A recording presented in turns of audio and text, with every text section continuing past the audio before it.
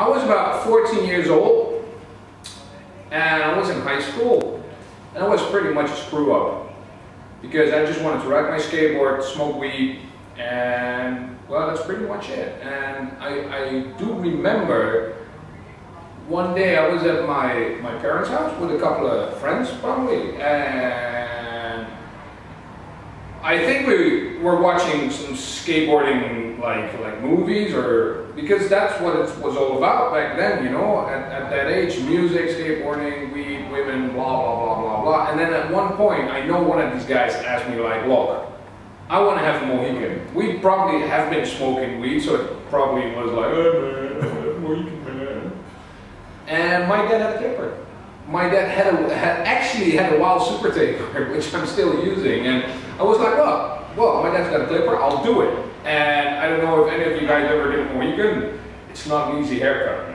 I mean, you think it's the easiest haircut to do, but then we have to go from long to a Mohican. I mean, when I finally was done, the Mohican started like this wide, ended on the crown probably this wide, and when I put it up, it was probably over there somewhere. But, well, I think that was the first time I picked up a pair of clippers, and well, that's pretty much where the story started, and it still hasn't ended, you know. I mean, I really love the feeling of taking that hair off, and back in those days with the whole punk movement, the psychobilly, rockabilly, you know, I mean, I love those days. Those guys would come by.